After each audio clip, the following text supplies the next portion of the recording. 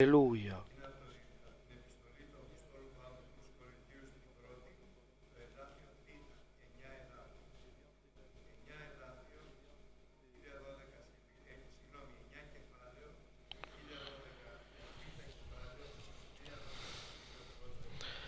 Nous allons lire du livre des Corinthiens.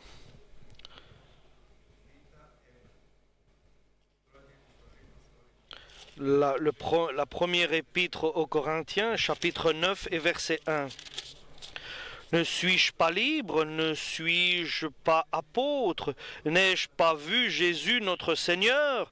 N'êtes-vous pas le résultat de mon activité au service du Seigneur? Même si d'autres refusent de me reconnaître comme apôtre, pour vous, je le suis certainement. En effet, puisque vous êtes unis au Seigneur, vous êtes vous-même la preuve que je suis apôtre. Voici comment je me défends contre ceux qui me critiquent. N'aurais-je pas le droit de recevoir nourriture et boisson pour mon travail? N'aurais-je pas le droit d'emmener avec moi une épouse chrétienne, comme le font les apôtres, les frères du Seigneur et Pierre? Ou bien serions-nous les seuls, Barnabas et moi, à devoir travailler pour gagner notre vie? Avez-vous jamais entendu dire qu'un soldat serve dans l'armée à ses propres frais? Ou qu'un homme ne mange pas du raisin de la vigne qu'il a plantée? Ou qu'un berger ne prenne pas de lait du troupeau dont il s'occupe? Mais je ne me fonde pas seulement sur des exemples tirés de la vie courante, car la loi de Moïse dit la même chose. Il est en effet écrit dans cette loi: vous ne mettrez pas une muselière à un bœuf qui foule le blé. Dieu s'inquiète-t-il des bœufs? N'est-ce pas en réalité pour nous qu'il a parlé ainsi? Assurément, cette parole a été écrite pour nous. Il faut que celui qui laboure et celui qui bat le blé le fassent avec l'espoir d'obtenir leur part de la récolte. Nous avons semé en vous une semence spirituelle. Serait-elle alors excessif que nous récoltions une part de vos biens matériels?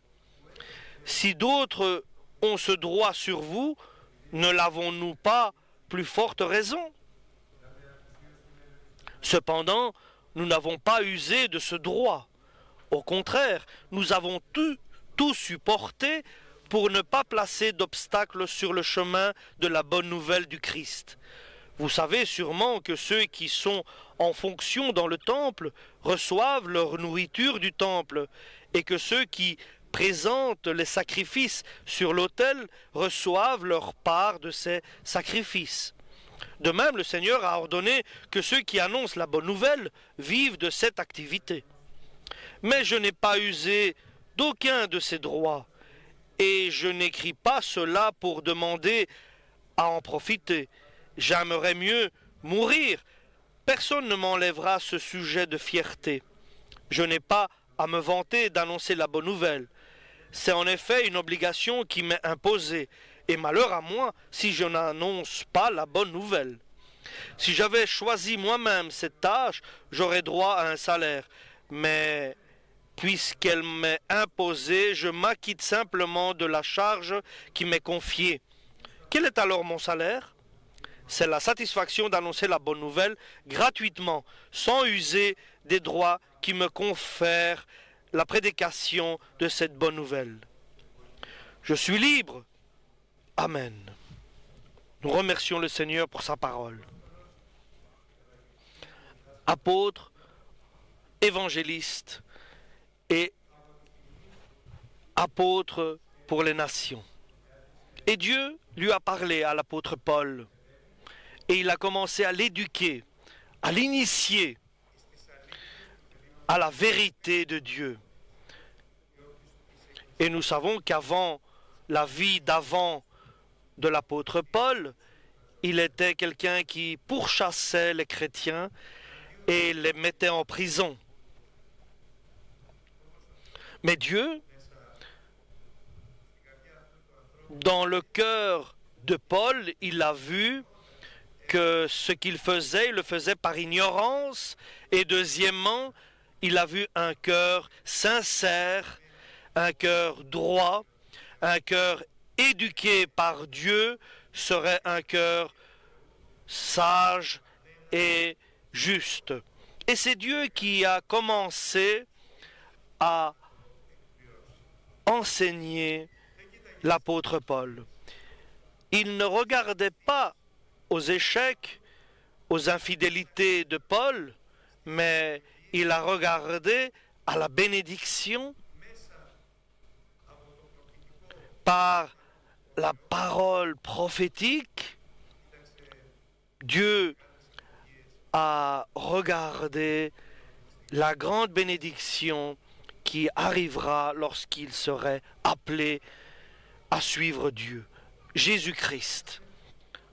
Et Dieu l'a appelé, il lui a appris pendant 3 ans en Arabie la bonne nouvelle, et puis 4 ans l'a éduqué dans la patience pour qu'il puisse attendre et qu'il ne fasse pas ce qu'il veut, mais qu'il fasse ce que Dieu lui demande de faire.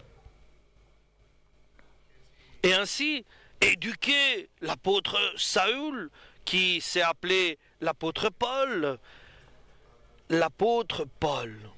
évangéliste et enseignant de la bonne nouvelle, prédicateur de la bonne nouvelle.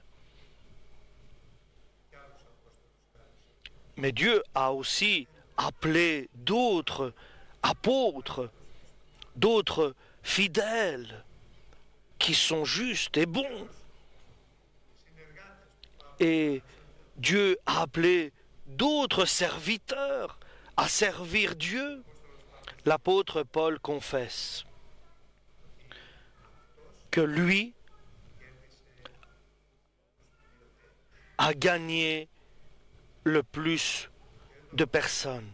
Et il ne le confesse pas en fierté, mais il le dit avec vérité en écrivant dans sa lettre aux Corinthiens. Et Dieu lui a mis cela dans le cœur pour qu'il écrive pour nous aujourd'hui. De tous les apôtres, Pierre, Jacques, c'est l'apôtre Paul qui a gagné le plus de personnes en Dieu, à Jésus. C'est lui qui a couru, qui a drainé le monde vers Dieu. Et la question est la suivante. Pourquoi l'apôtre Paul a eu plus de fruits, plus de résultats, plus de récoltes, si je peux me permettre ce terme, par rapport à Pierre, à Jacques, le frère de Jean, le frère de Jésus, pardon? Pourquoi l'apôtre Paul a eu plus de fidèles qui ont été rassemblés pour Dieu, pour Jésus? Et nous voulons le savoir, parce que la parole de Dieu le dit, pour que nous puissions savoir comment il a agi, quelle était sa manière de servir Dieu, pour que nous puissions le ressembler. C'est la bonne manière qu'a utilisé l'apôtre Paul. En commençant aujourd'hui, nous pouvons changer notre vie en imitant l'apôtre Paul et voyant qu'est-ce qu'il a fait pour que Dieu soit avec lui. Et la grâce et la bonté de Dieu étaient avec lui, dans la sagesse de Dieu avec laquelle il a fait la prédication. L'apôtre Paul a été en conflit avec beaucoup de frères. Certains disaient qu'il n'était pas apôtre et ils l'ont amené à se défendre. Et Dieu était avec l'apôtre Paul. Et l'apôtre Paul a travaillé pour l'église de Corinthe.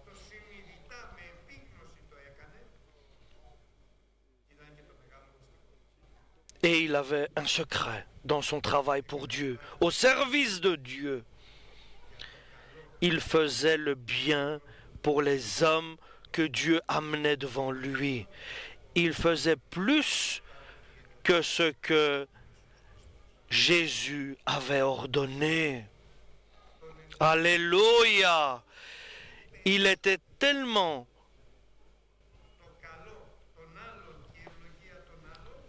dans le service de Dieu, il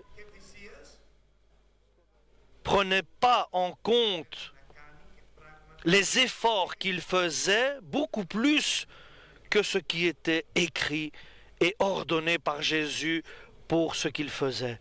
Et sa volonté était la gloire de Dieu dans l'œuvre qui était accomplie aux hommes. Donc il savait très bien, l'apôtre Paul, que Jésus disait que l'homme était digne de son travail. Il savait que Jésus avait ordonné que ceux qui font de la prédication, qu'ils vivent de la prédication. Mais il a réfléchi et il a prié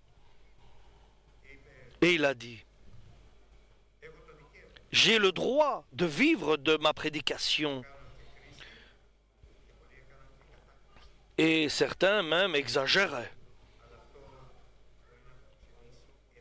Et cela peut engendrer un obstacle à la prédication de Jésus-Christ. Et ainsi, il a pris une décision très bonne. Une décision qui dépasse le commandement de Jésus. Le commandement de Jésus était bonne pour aider les hommes à faire sa volonté. Mais ici, l'apôtre Paul a pris une décision qui dépasse le commandement de Dieu, de Jésus-Christ. Et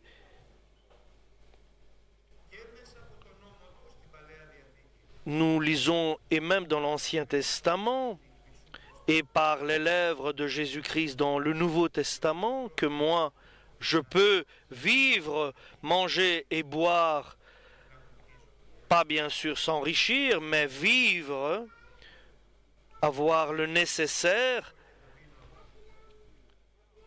en accomplissant mon devoir de prédicateur. Il a pris une décision. Je vais enlever chaque obstacle et que ceux qui cherchent l'occasion de me critiquer n'en trouvent pas. Et il a bien justifié sa décision dans son cœur et devant Dieu en disant que si j'avais décidé, moi, de devenir apôtre, évangéliste et enseignant, si c'était ma propre volonté, de ma propre initiative, alors ça aurait été justifié de demander un salaire. Mais j'étais celui qui chassait l'Église, qui pourchassait les chrétiens et les mettait en prison. C'est Jésus-Christ qui m'a appelé. C'est Jésus qui m'a éduqué, qui m'a enseigné. C'est le Christ qui m'a appelé. C'est le Christ qui m'a enseigné, appris. C'est lui qui m'a révélé par son Saint-Esprit et il m'a établi serviteur de la grâce de Dieu C'est pour cela, je ne suis pas fier que je prêche, que j'annonce la parole de Dieu. Mais je suis fier parce que j'ai décidé dans mon cœur d'accomplir l'évangile et faire l'évangile sans dépense des autres. Et sa décision était glorieuse devant Dieu parce que il a éloigné chaque obstacle et chaque occasion de critiquer son œuvre. Et cela est un exemple pour nous tous, chers frères et sœurs, pour pouvoir avoir le meilleur des résultats. Pas pour nous tous, nous prêchons pas pour nous-mêmes, mais nous prêchons pour les autres. Nous vivons dans une église, nous sommes dans une communauté.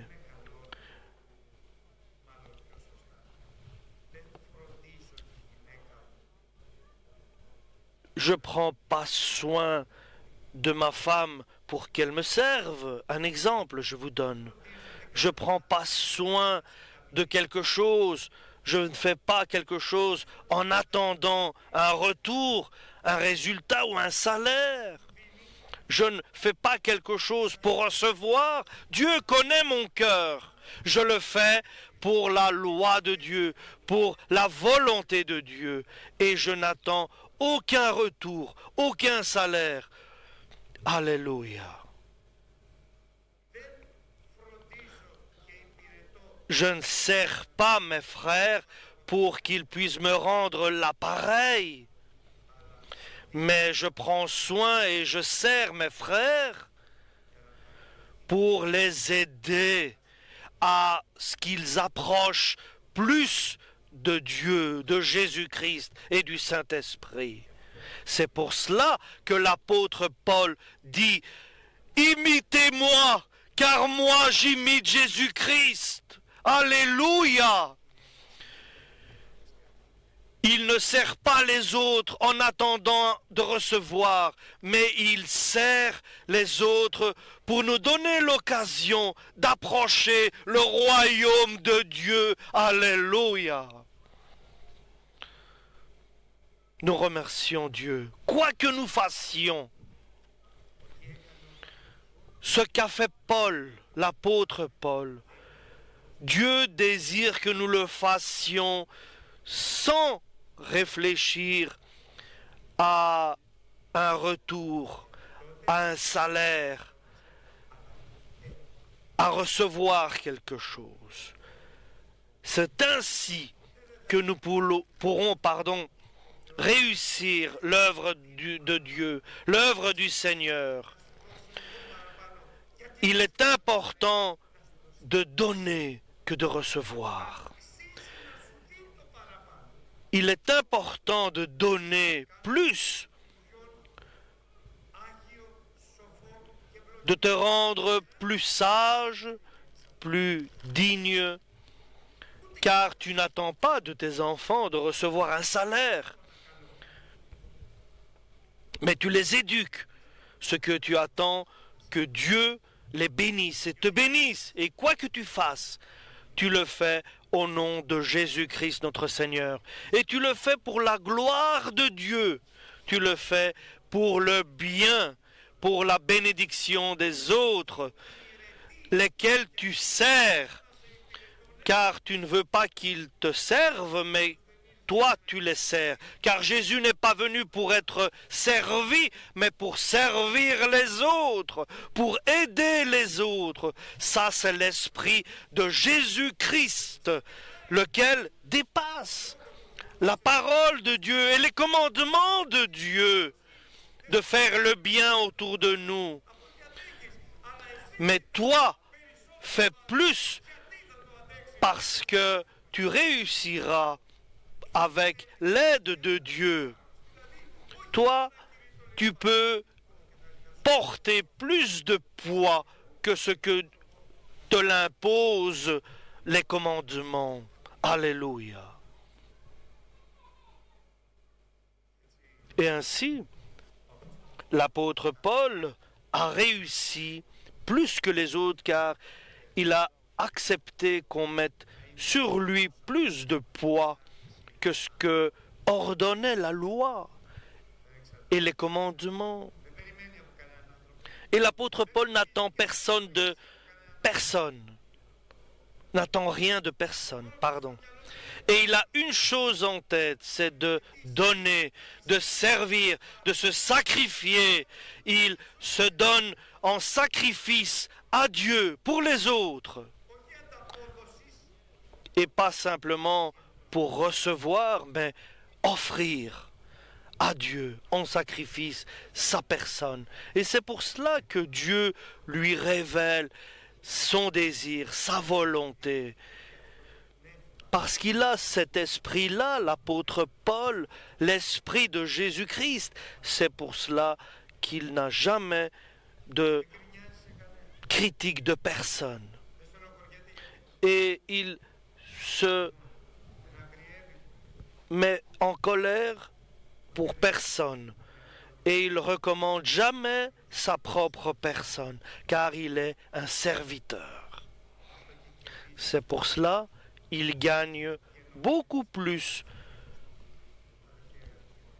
que les autres en Christ. Nous devons amener les autres à Dieu. Nous devons amener les âmes des autres à Dieu. Amener ceux qui sont incrédules, gagner nos enfants à Dieu. À Dieu. Alléluia. Gagner ceux qui sont encore dans la perdition, qu'ils viennent dans la vie éternelle. Nous devons les aimer et pas les aimer pour recevoir, mais les aimer pour aimer. Alléluia. Avoir de la compassion pour les autres.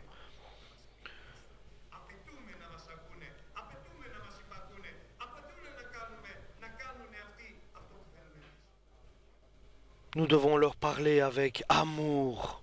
Le chrétien parle avec amour, avec gentillesse. Habillez-vous de l'humilité pour pouvoir faire l'œuvre du Seigneur. Donc l'apôtre Paul n'a pas pris la parole de Dieu en disant « je vais l'accomplir puisque c'est écrit ainsi », mais il regarde le Christ. Qu'est-ce que toi tu as fait pour nous? Tu t'es sacrifié. Je vais le faire aussi. Je vais me sacrifier pour les autres. Il a donné sa vie pour les autres en sacrifice. C'est ce que l'apôtre Paul a aussi fait. C'est ce que l'apôtre Paul a dit en lui-même. C'est pour cela, avec assurance, il dit « Je suis libre de tous. Je me suis sacrifié, consacré à l'œuvre de Dieu, parce que libre, je le suis. J'ai été libéré en donnant aux autres. Je suis libre de tous. J'ai le pouvoir maintenant de le dire et de soumettre ma personne à vous tous pour que je puisse vous gagner en Christ, pour que vos âmes soient au paradis. Et je me suis mis au service de tous pour gagner le plus de vous tous. Et aux Juifs, je suis devenu Juif pour eux, pour les gagner, pour gagner leur âme en Christ. Et ceux qui sont sous la loi, je me suis mis sous la loi pour les gagner. Et ceux qui n'ont pas la loi de Moïse, je me suis mis sans la loi de Moïse pour les gagner. C'est ainsi que parlait l'apôtre Paul. Et pour ceux qui sont malades, je ne suis pas allé vers eux en étant fort, mais je suis allé faible vers eux. Je n'ai pas été vers un faible en étant fort, mais j'ai été faible comme lui. Comme Dieu nous console dans notre faiblesse et dans notre maladie, il m'a consolé. Et ceux qui pleurent, je suis allé vers eux en pleurant. C'est un esprit merveilleux qu'a l'apôtre Paul.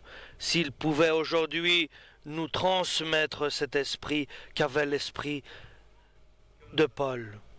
Et tout cela, dit-il, je le fais pour l'évangile, pour la bonne nouvelle, pour devenir avec l'évangile, pour communier avec l'évangile, parce que l'évangile est vivant, la parole de Dieu est vivante et elle agit et elle est tranchante, cette parole.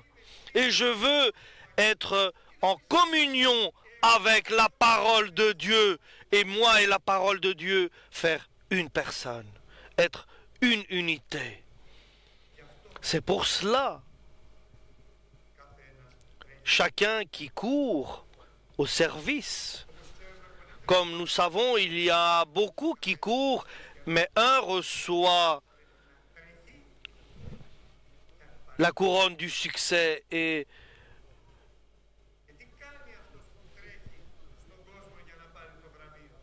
de recevoir le bravo. Il se retient en tout. Voilà le secret de la réussite de l'apôtre Paul. Celui qui court pour recevoir la couronne de félicitations, nous allons recevoir quelque chose d'éternel, pas de provisoire. Et je ne donne pas des coups de poing dans l'air, mais ce que je fais, je soumets mon corps et je le dompte pour que je sois juste. Car si, en prêchant aux autres, moi je ne suis pas juste, je ne serai pas couronné de cette couronne du salut. Et la parole de Dieu nous dit, nous allons le lire, examinez-vous vous-même si vous êtes dans la foi et regardez, examinez-vous. Et ne savez-vous pas que Jésus-Christ demeure en vous seulement si vous êtes sans éducation dans une certaine manière. Jésus demeure en toi si tu es imparfait en quelque chose, Jésus s'en va. Et lorsque l'enlèvement de l'Église s'accomplira, nous devons être prêts en soumettant notre corps, en consacrant notre corps, et nous devons le dompter car le corps demande autre chose. Il veut aller ailleurs que là où veut aller Jésus. Et si nous ne soumettons pas notre corps à notre volonté, à la volonté de Dieu, nous allons peut-être prêcher aux autres, nous allons annoncer la bonne nouvelle aux autres, mais nous-mêmes, que Dieu nous protège, nous garde. Au nom de Jésus, nous avons prophétisé, nous avons fait des miracles en ton nom, et nous avons même chassé des démons, et Jésus leur a dit, je ne vous ai jamais connus. Que Dieu nous garde de ce qui pourrait arriver. Et c'est ce qu'il a dit à Salomon, Dieu, je te donne de la sagesse et de l'intelligence, au-delà de ce que l'humanité a déjà reçu. Mais si tu ne soumets pas ton corps à faire la volonté de Dieu par mes commandements, à accomplir mes commandements, et si tu ne soumets pas ton corps et tu le domptes pas, et à marcher sur ma volonté, alors tu sauveras d'autres, mais toi tu ne passeras pas. Donc aujourd'hui, c'est un jour de bonnes nouvelles et d'une grande responsabilité. Pour nous tous, personne sans exception. Sagesse et intelligence pour faire la volonté de Dieu qui est parfaite.